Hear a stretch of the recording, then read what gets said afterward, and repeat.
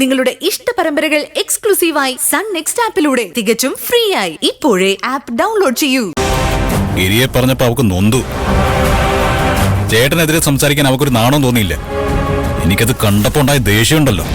എനിക്കും ദേഷ്യം വന്നടാ. പക്ഷെ എന്ത് ചെയ്യാനാ, അവിടെ മുമ്പിൽ എന്റെ തനി സ്വഭാവം കാണിക്കാൻ പറ്റാത്ത അവസ്ഥയല്ലേ. നമുക്ക് കാത്തിരിക്കാം.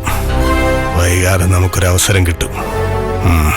അപ്പൊ ഇതിനെല്ലാം കൂടിയുള്ള തിരിച്ചടി നമുക്ക് കൊടുക്കാം.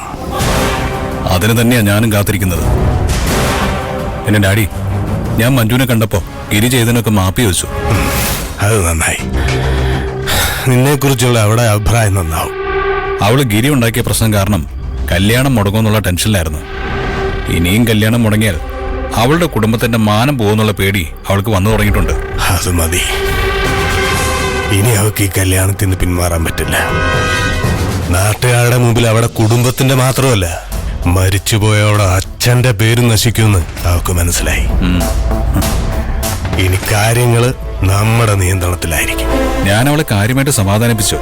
നാട്ടുകാരെന്തൊക്കെ പറഞ്ഞാലും ഞാൻ അവളെ കല്യാണം കഴിക്കുമെന്ന് ഉറപ്പ് കൊടുത്തു. എനിക്ക് അവളെ വിശ്വാസമാണെന്ന് പറഞ്ഞപ്പോഴാ അവൾക്ക് സമാധാനമായത്. നിന്റെ അഭിനയം കണ്ടിട്ട് അവൾക്ക് സംശയമൊന്നും തോന്നിയില്ലല്ലോ. ഏയ്, ഞാൻ വളരെ മിതമായിട്ട് മാത്രമേ അഭിനയിച്ചുള്ളൂ. മഞ്ജു കരയുകയും എന്ത് ചെയ്യണമെന്നറിയാതെ നിൽക്കുകയും ഒക്കെ ചെയ്യും. അതുകൊണ്ട് നീ അവളെ കുറച്ചു കാണുകയൊന്നും ചെയ്യരുത്. അവൾ ബുദ്ധിയുള്ള കുട്ടിയാണെന്ന് ഒരിക്കലും മറക്കരുത്. ഏത് നിമിഷവും അവൾക്ക് നമ്മളെ സംശയം തോന്നാം. അങ്ങനെ എന്തെങ്കിലും ചോദ്യം അവളുടെ മനസ്സിൽ തോന്നിയാൽ അതിനുത്തരം തേടി അവൾ ഇറങ്ങിത്തിരിക്കും.